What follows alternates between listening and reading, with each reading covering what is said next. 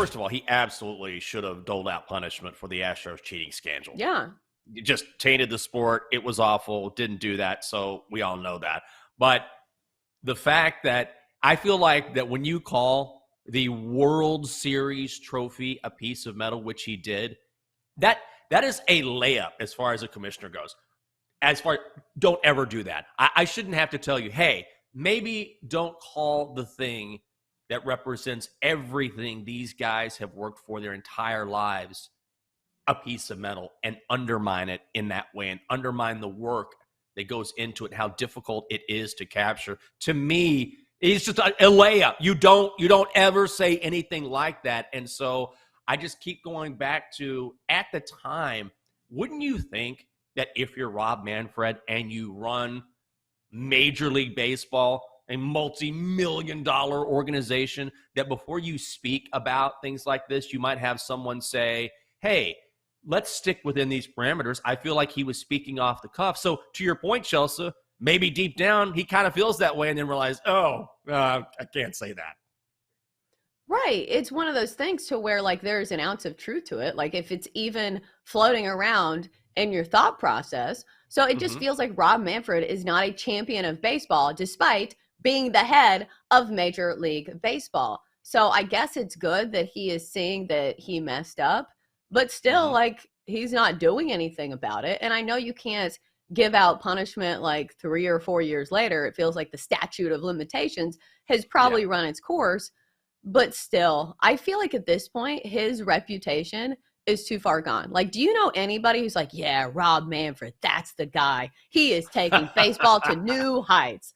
And here's the thing. Like, there are still rules that are crippling baseball right now. Like, the blackout restrictions are terrible. The number one thing you need to garner a new audience and hold on to that audience is for fans to be able to watch the teams that they want to root for. So, yeah, you can say all this, but how about make some actual changes to the game to make it better? I'll say the little rule changes, those were nice ones, but still, the bigger issue is the blackouts. You got to be able to watch games. How many people do you know as children watch these games on WGN, TBS, and became fans of said teams? If you cannot watch a team in your geographical region, how are you supposed to be a fan of these teams? So I think there are bigger issues here. Rob Manfred has some serious making up ground to do if he ever wants people to like him as the commissioner of Major League Baseball.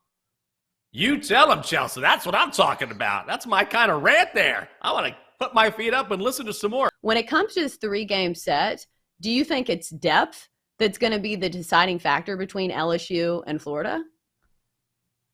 I think it will. I think both of them are going to have solid starting pitching. Now, Florida is going to be in a good position that they were able to get through bracket play with just 3 games. So they've got their starting pitching exactly where they want it. But I'd seen somebody had tweeted yesterday that the teams that have to play that if necessary game before they get to the championship series, those teams usually have more success in the championship series.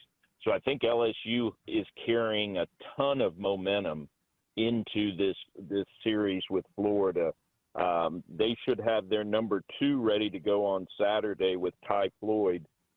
Then Sunday, they may end up having to kind of piece it together like they did through the week this week. But I think they've got enough strong arms coming out of their bullpen that they're going to be able to match up well with Florida.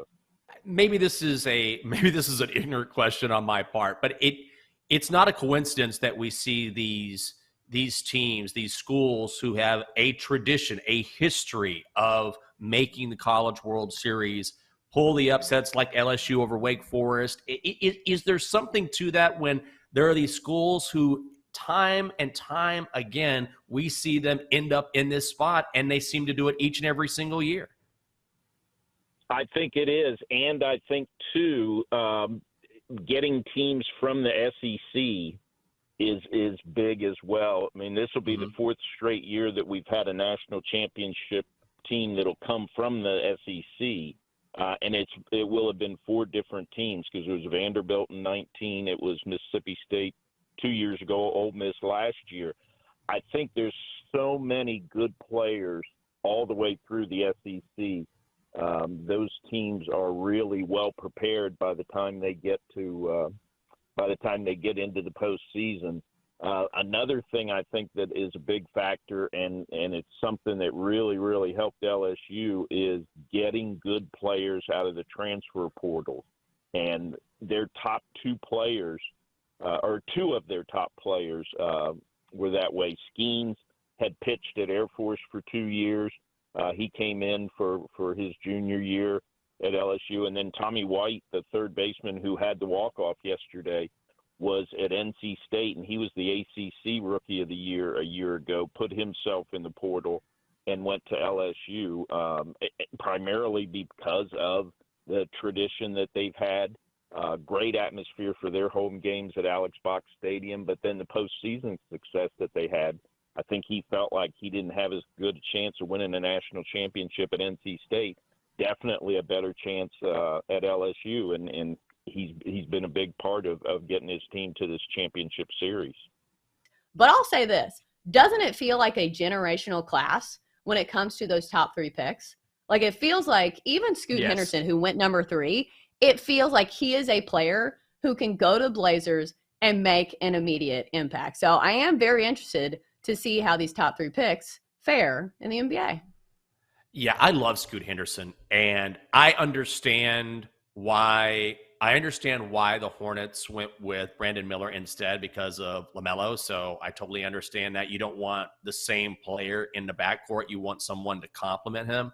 But I really like Scoot Henderson. And I admittedly did not know much about his game and did some research or reading about him, watching some highlights. And this kid can flat out play. He's only 6'2", but he's really rangy. He's only 18, so he's got a ton of upside, and I think he's going to be the better player. It's hard to follow these guys who don't play in college, where they go straight to the G League, and he was playing for the G League at night. But when you watch them, when you do a little bit deeper dive, you can see why he is so dynamic and why he was predicted to go 2 or 3. It goes to the Blazers, and I think it's a great draft pick. Right, and there is no shortage of confidence in this guy. And first of all, starting with the outfit. Oh my goodness, the sequins, the rhinestones, probably diamonds. I would imagine this outfit was not cheap. And also, he had the bottom grill. Like, did you see his teeth, Scoot Henderson? No. He had like several different colors on his teeth encrusted with diamonds. I, for one, feel like a grill would be like cumbersome and you get like food stuck in it. Like, that wouldn't be very swaggy if you like go up to the podium and there's like a big piece of broccoli sitting in your grill. But that is neither here nor there. But listen to Scoot Henderson. I think we have the sound on his goals for the year because, like I said, this dude is not lacking in confidence.